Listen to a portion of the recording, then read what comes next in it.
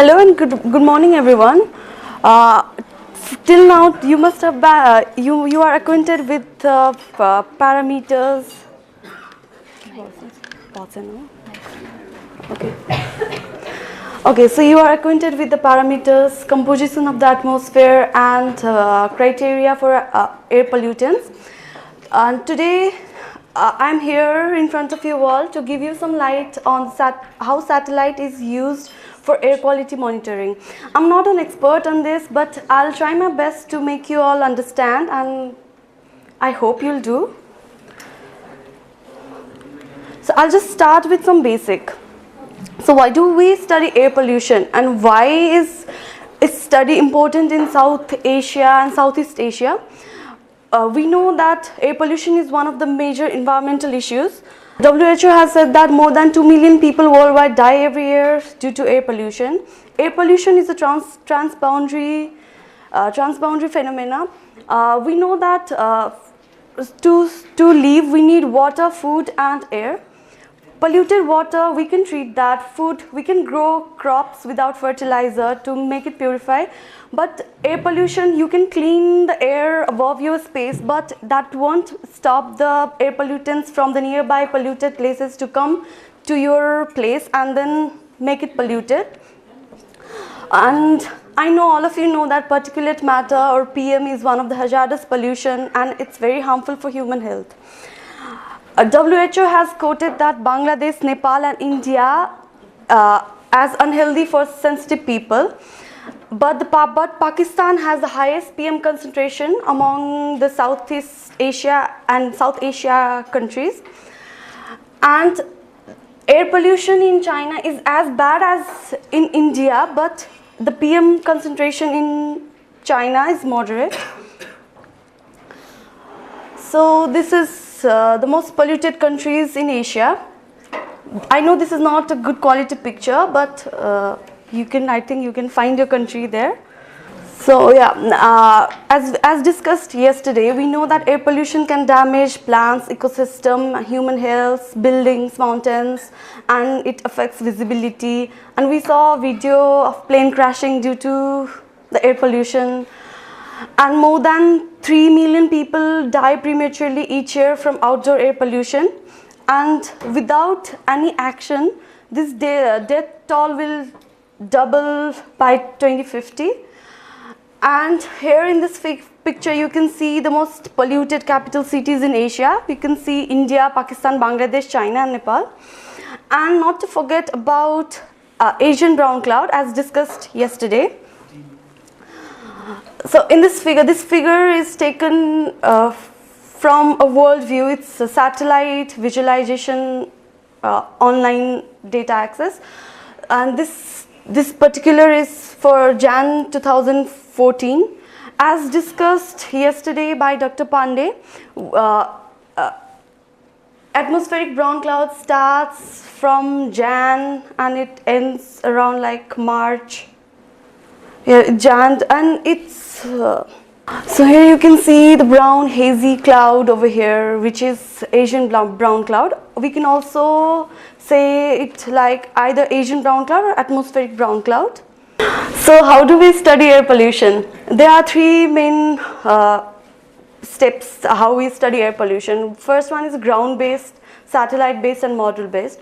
Ground-based air pollution monitoring is a network of different stations with different instruments, and they are interconnected. They transmit data, they collect data, transmit data, and they read the data. People analyze the data. And I'll cover about satellite based, and you just had a lecture for model based. So why do we use satellite to study Earth? Satellites are capable to monitor the Earth in near real time. It's consistent and global routine measurement of the Earth. It produces a broad picture of the pollution in the atmosphere, its source, plume, transport and dispersion. Satellite usually sums up all the pollutants in the atmosphere column. It provides information of the remote areas where there is no ground-based measurement, and areas like hilly region, mostly in HKH region where you can't access and you can't fit the ground-based measurement there. So satellite can give you information about those places. And satellite can also provide you advance warning of impending environmental events and disaster. It operates either in geostationary orbit or polar orbit. Geostationary satellites are located at the altitude of 36,000 or more than that. They just give you the data of one particular place of the Earth. They rotate around the Earth in the speed of the Earth.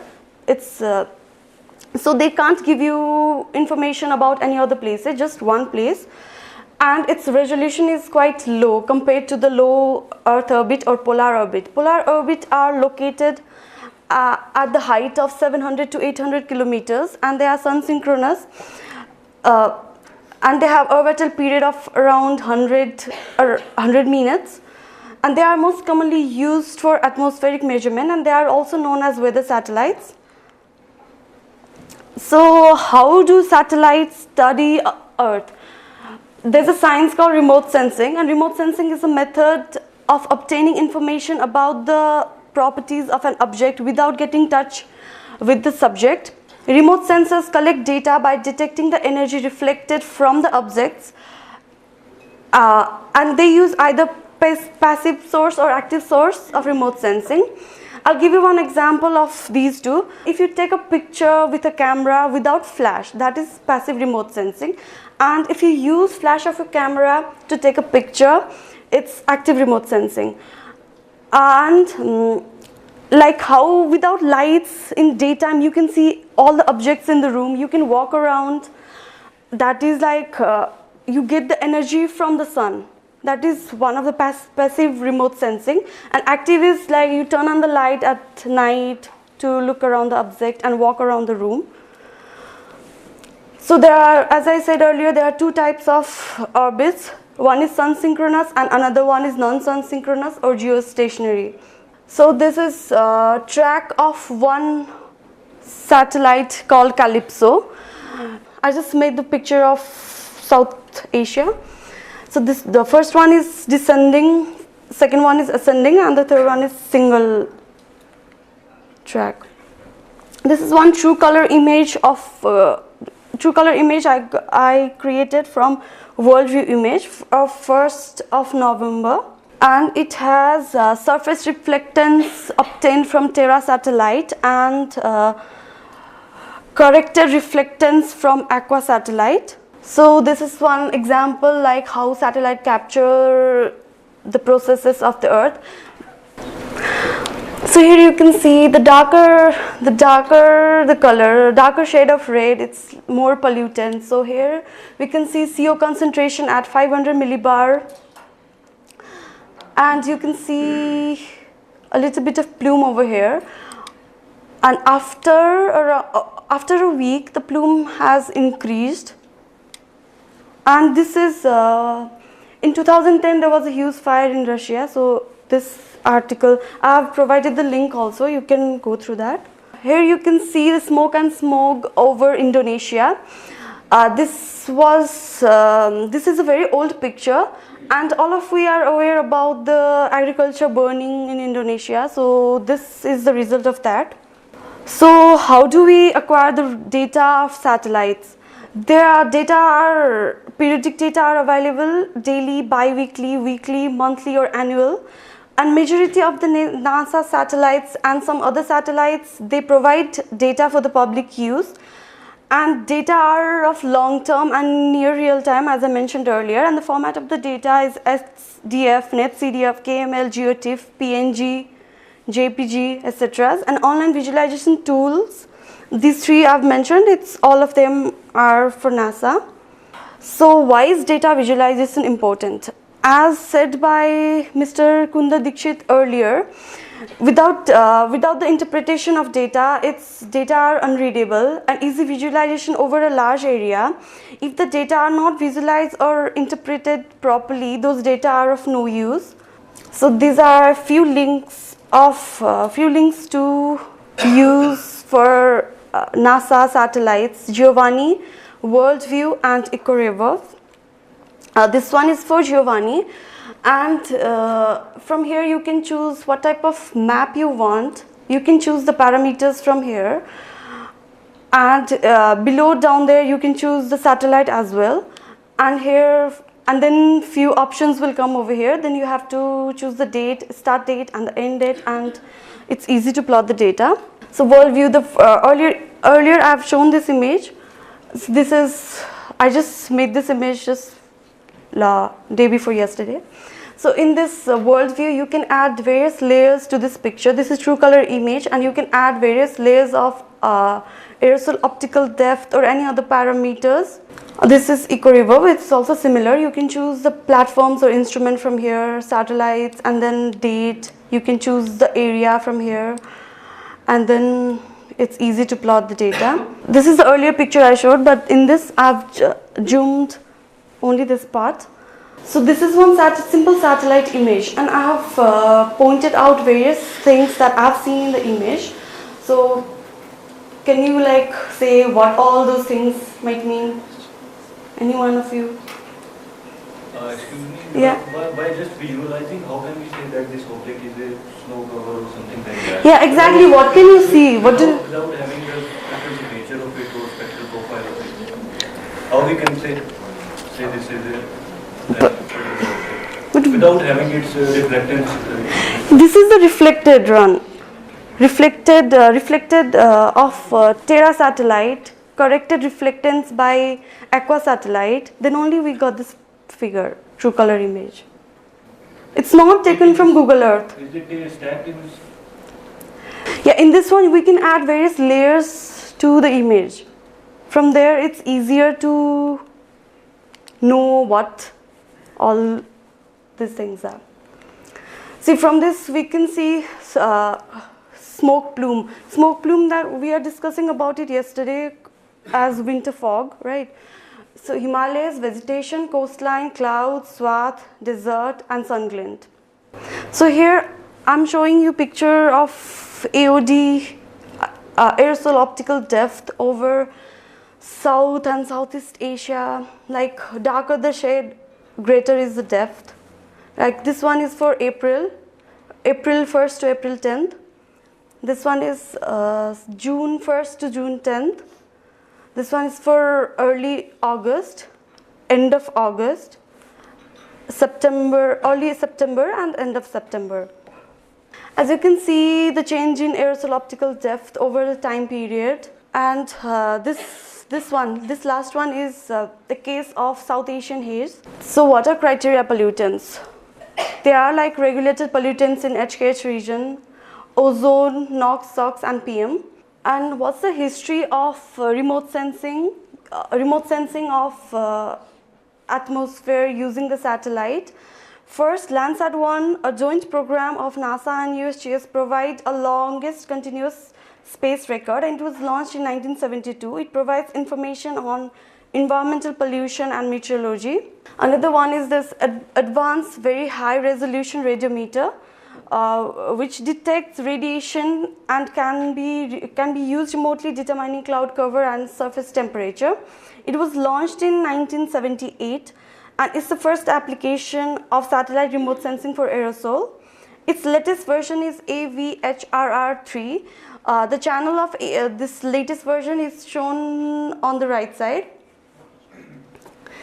And scientists, they combinedly use two or three channels together to get more information. And geostationary operational environmental satellite. It was launched and developed by NASA but turned over to NOAA for its day-to-day administration. It was launched in 1980. It's the first one to make vertical temperature profile and moisture measurement. It's the first satellite to carry visible infrared spin scanner radiometer atmospheric sounder. It produces cross-section of altitudes and temperature, and meteorologists, they use to make a 3D picture, use the cross-section of these to make 3D picture, and the distribution of the aerosol was drawn. And meteorologists also use this satellite to like frame-to-frame movement of selected clouds to know about the wind direction and speed, and to understand atmospheric circulation patterns. Total ocean mapping spectrometer, it's giving continuous observation for the past 25 years for ozone, also volcanic SO2 and some tropospheric aerosol. 4 of the terms have successfully launched till now. And this is A-Train satellite or afternoon satellite. It's a constellation of 6 Earth satellites, sun-synchronous satellites. It crosses equator each day and night at around 1:30 p.m. and a.m. solar time. These 6 satellites are spaced few minutes apart from each other so that they can collectively have observation and can be used to build 3D image of the Earth atmosphere and surface. So this is a picture of A-Train satellite. Here you can see Aura, Parasol, CloudSat, Calypso, Aqua, GCOM and OCO. Parasol has escaped the A-Train orbit and this one has entered, so it's only 6. Here you can see 7 satellites, but it's only 6. So these are few satellites used for atmospheric chemistry, or also called as weather satellites. This figure, I've plotted this using Giovanni. This is for carbon monoxide on the day of 5th November, and this one is for 6th November. And you can see how the concentration of carbon monoxide changes over a day. And you may say that this gray line, you don't have data for this, but it's called swath of the satellite. It does not cover all parts in one day. So to get a whole picture of a place, you have to average the data weekly or monthly. This is a similar kind of figure for ozone, and here the first one is for averaged over a month, and this one is for just 1 day. And you can see the difference, like for a day there are like swath of the satellites are seen, and here since you've averaged the whole month, everything is covered. Yeah, this is a similar plot for NO2. Here you can see the dark spots. As I said earlier, darker the spot, higher the concentration.